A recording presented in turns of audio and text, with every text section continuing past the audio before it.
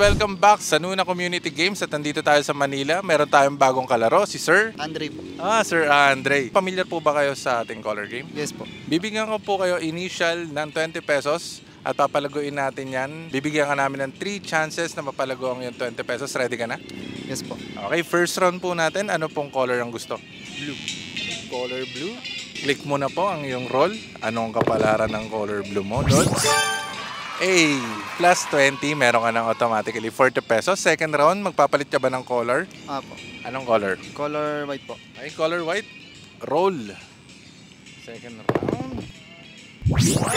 Double blue. Pero okay lang, may 40 pesos ka. Last chance. Magpapalit ka ng color? Yellow. Yellow. Okay, let's roll. Last chance mo na, Lods. Sana double.